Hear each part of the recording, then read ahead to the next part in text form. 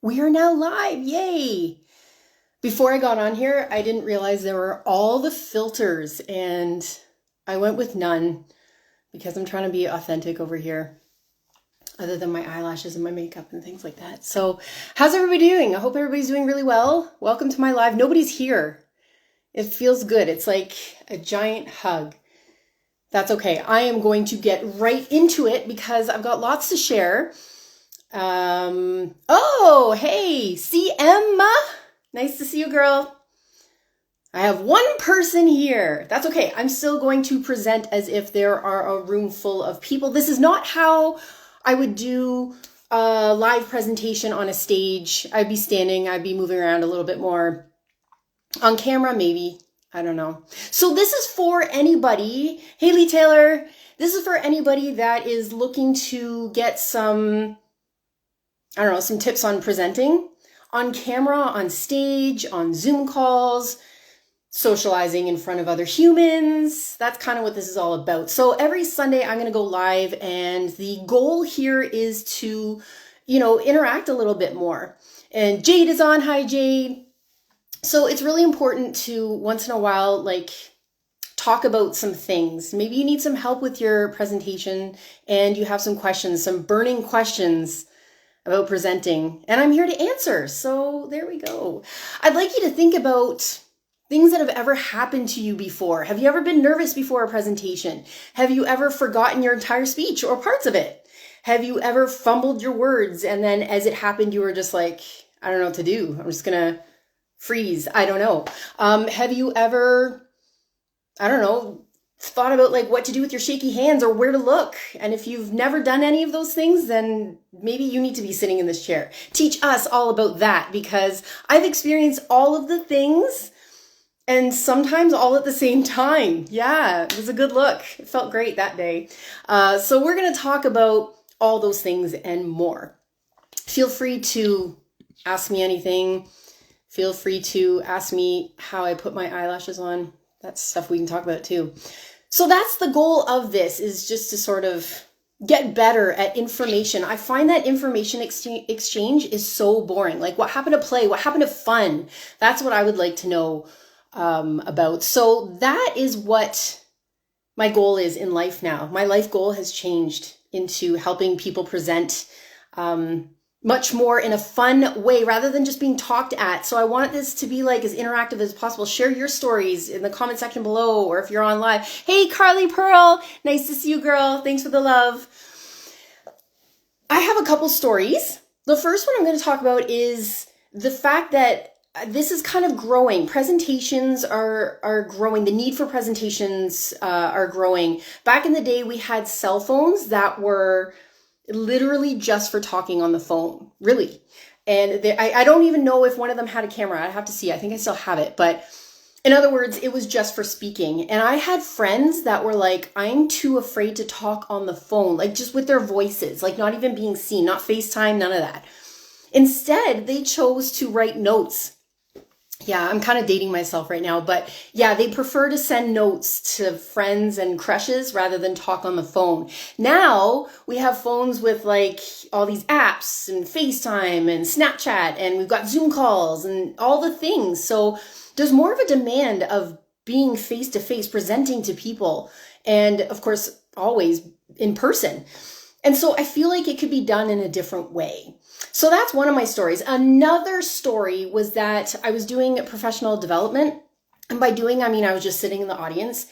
And the presenter came in and she didn't even address the audience in a very specific way. It was very generic. It was, hi, my name is such and such, and I'm going to be talking to you about this. And then she dove right into her content. And I was like, are you not even going to recognize that I'm here sitting in the audience, or any other person? Really, you need to personalize your presentation. That's why I think lives are so important, because you can interact. You can say, hey, what's up? Hey, I see you here. Thanks for the love. And so that's why it's really important to personalize your presentation. So what I would have done, crazy me, I would have maybe popped out in front of everybody. There wasn't a stage, it was just in the gym. So I would have just like, hey, I like that color shirt. That's going to keep me nice and awake. It's nice and bright. Thank you so much. I need another coffee. I see some people over there probably need another coffee. You're looking a little bit tired too. Although I see somebody over there, you're living your best life. What is your secret? Maybe you need to replace me and you need to be up here and give us spill the tea on how you're being so full of life. I don't know, words and such. So that is my message to that presenter. That is my message to you, is that instead of showing up on stage and being like, hi, here, let's talk about the weather. Oh, that's original. Maybe engage your audience as if they exist and that there's something unique about them. And that's just a fun idea. I don't know. You can think about funner ideas. The last thing I want to share is, oh, hey, Scott, how's it going? Thanks for joining. The last thing I want to share, I'm going to keep this nice and short, is I was listening to a book called Talk Like TED. Some of you might know that I'm specifically learning to work with TED presenters because there's so much potential there, and I want to see that skyrocket. And so the book was talking about this specific presentation. I will put the information in the comment section below if you're that interested in it. And it was this guy who, I think his name was Bryan Stevenson, and he had the longest standing ovation in TED history. So I was like, ooh, I gotta check this guy out. What made him so popular amongst the TED community? And in this book, they were saying about how, oh, he has no visuals and he did it without, anything like extraordinary. He didn't have to perform. And I was like, okay, this guy's message was probably off the hook. Like, let me check this out. I watch it about 9 minutes in. I was like, what? This is the thing that got the longest TED Ed standing ovation. Did I miss something? What happened? So apparently it was that his message was so great. And yes, I agree that his message was amazing. He was able to condense it. If you don't know, TED Talks, they need to condense their message down to 18 minutes. And so that's hard to do. If you have a big idea and you're trying to hook your audience, you're trying to tell some stories, you're trying to share all the things with them and then wrap it all up in 18 minutes, that is a bit of a challenge. So I will kudos to Bryan Stevenson. However, there were some issues. Great message. He didn't have any visuals. So his statistics got lost because I didn't know what all these analysis were. And then he just went right on to the next thing. So that kind of got lost. He didn't define what his identity was, or like not his identity, but his definition of identity. He wasn't clear. I would have said to him, let's make that a little bit more clear so we can follow through the entire presentation. And what was the other thing? I always have my notes here because sometimes I'll talk about things that aren't even relevant to what I'm saying. So this is why I need my notes.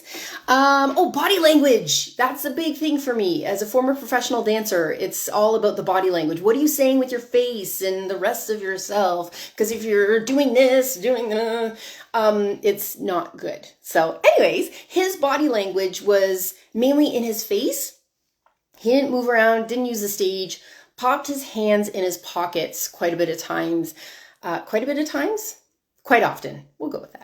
And so that felt kind of like he was hiding something. Not that anyone thought he was like hiding something. Just that's the way it gives off. Like, what are you doing with your hands? People need to see where your hands are at all times. It's really important. Yeah. And those were some of the issues that I would have said to him if I were coaching him, just to say, these are some things that could have enhanced your presentation. So while this guy got the longest standing ovation in TED history, I think that it could have been enhanced. But here's the main thing. Here's the takeaway before I sign off and you don't have to watch this anymore. He connected with his audience, and I'm going to be talking more about this later on, but connecting with your audience is like the number one thing, or one of the top things that I would suggest, which is kind of like personalizing your presentation. That will go along with the hooking your audience. But connecting with your audience by telling stories, sharing your authenticity, your vulnerability. So not coming out there like on stage being like, I know everything, just like I'm I know I don't know everything. In fact, I came on here saying like, hey, no one's on here. That's great. Yeah, wonderful. So coming out to your performance as if, you know what, you're one of the guys, one of the girls, and you just have something to share with them. And that's really important because audiences really pick up on people who are being genuine and not so much. So that's really important as well. So connecting with your audience, sharing personal stories. Hi, Carolyn. Nice to see you. Thanks for joining us.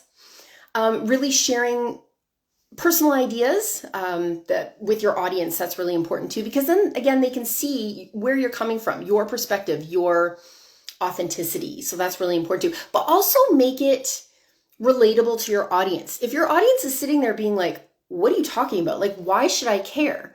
Then you're going to lose your audience as well. So there's so many ways. This one's a big one to unpack, how to connect with your audience. So we're going to talk a little bit more about that. But here, these were just some ideas that I wanted to share with you, some stories that I have come across, I've experienced in my ripe old age of we won't talk about that. So I hope this was helpful. If you have any questions, if there's anything I can help you with in your presentation, drop them in the comment section below. I'm going to sign off for now, but yay, this is exciting. I like our Sunday, what do we call it? Our Sunday strategies. I don't even know if I called it anything, but it's Sunday. Strategy call? We're going to go with strategy call. So I look forward to seeing you every Sunday.